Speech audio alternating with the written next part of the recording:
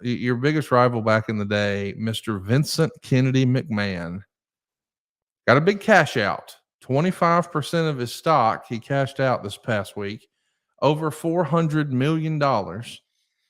Mark Shapiro went out and told the press that Vince is not coming back to the company. They're not in any conversations with him. They don't know his motives or plans. It was pretty clear that the company is trying to separate themselves from Vince, and for Vince to be cashing out 400 million, maybe he's trying to separate himself as well. What a weird sentence, is it not? It is. And like you pointed out early in this show, Heyman's going to be in the Hall of Fame. I'm going to be there. Vince won't. And that to me is the weirdest thing ever. Vince McMahon, not even in his own Hall of Fame. Weird. Yeah. Super weird. I wonder how Vince feels right now. I wonder what. Miserable, frustrated, angry. That was his life, man. I mean, from the time he was a kid, when his dad was running the business and Vince was learning the ropes, literally putting up rings and everything else that Vince did, that's been his life. And to be persona non grata at this point, where if he tried to walk into the office, he'd probably be escorted out by security. Forget that, How man. weird is that? It's just still so hard for me to comprehend. Just walking around Greenwich. I mean, this guy was the toast of the town for decades.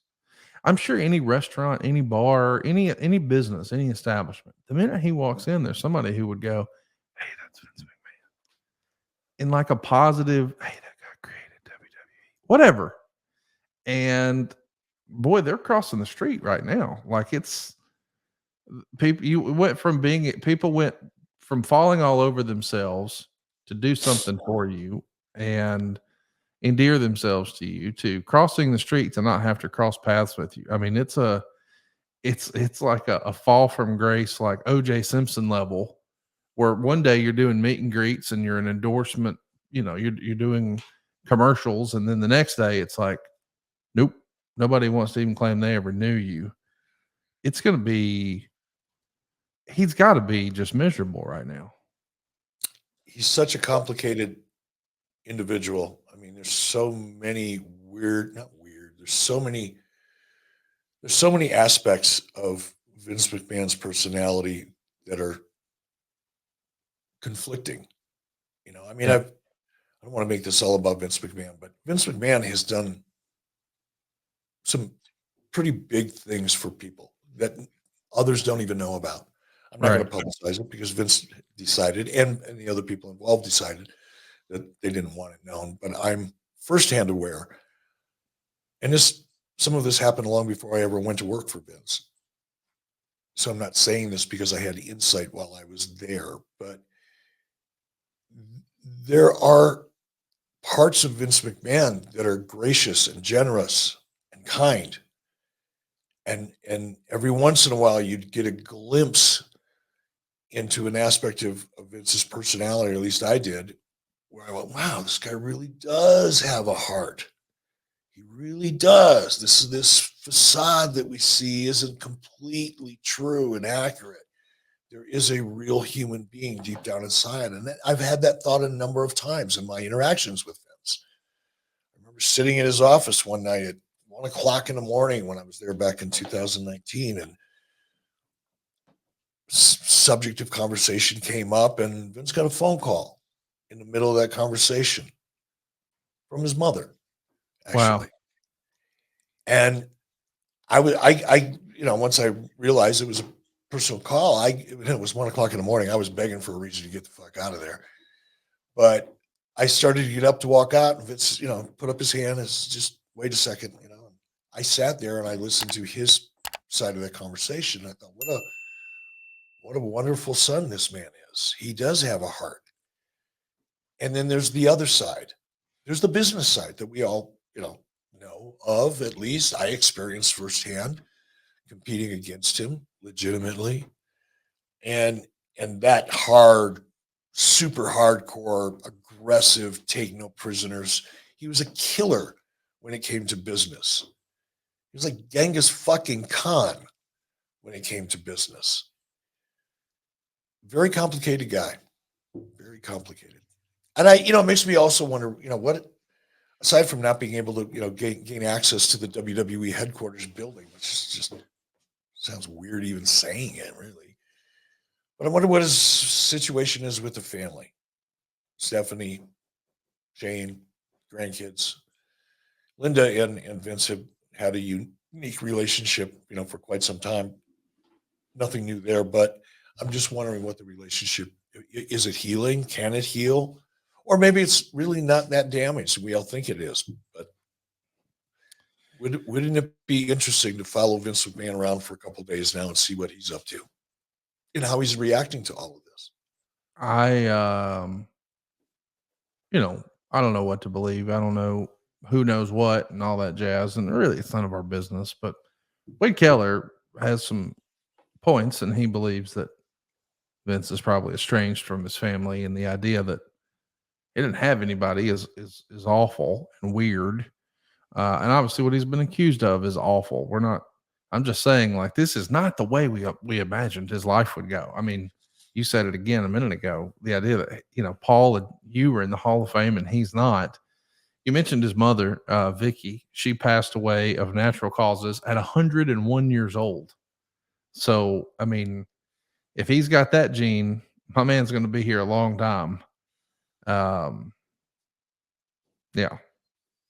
Let's talk a little bit about the other news from Shapiro. He's talking about WrestleMania, and he's expressing that WrestleMania is going to have a big William Morris Endeavor influence. WME, of course, the parent company for TKO and WWE. But I guess that means a lot of celebrities are going to be coming through. This feels like they're intent on making WrestleMania bigger and bigger. I don't know if this is obviously this will be the first Endeavor WrestleMania. It'll be the last one that's not on Netflix, I guess, for a while. Even John Cena was on First Take, sort of hinting that he's going to be at WrestleMania. And Shapiro even says he feels like the premium live events are severely underpriced. Of course, the deal with these premium live events is they're with Peacock until 2026, but Netflix, Apple, and others they've discussed are all having the discussions about, what is that going to look like? I mean, I kind of tend to think that they're going to be moving away from this Peacock deal or just looking for a bigger fee. But we know that UFC Plus and ESPN, and I mean, that's all a part of the Endeavor play. It feels like the way pay-per-views are presented might be changing with Endeavor. What say you? Clearly they are. I mean, the business model is changing dramatically. I mean, it's feeling like pay-per-view as a form of distribution and revenue generation is becoming kind of like Blockbuster. It's just fading away and changing. And I certainly don't have any insight or even a feel for where things can go because I'm just not in the streaming business and don't understand the opportunities and the evolution. Where's it going? What's it look like a year from now, 2 years from now, 5 years from now? It's just such an amazing thing to watch as it's happening. But I read the same thing that you read. I took that to mean, and maybe I didn't read it closely enough, but what I took away from those comments was more about sponsorship and the revenue that can be generated in addition to whatever the streaming rights may be or the premium live event purchase price may be, whatever that ends up being. So I don't know, but clearly they're going to make a lot of money doing it. And I talked a lot about, when Endeavor was first announced as the company that's going to acquire WWE. What is it now? Been over a year ago or whatever it was? Almost a year. Yeah. Yeah, almost a year ago. One of the things that we talked about early on in terms of opportunity was the synergy, the real synergy that can be created when it comes to sponsorships of the big events. And that's happening very, very quickly quickly. It's happening faster than I thought it would.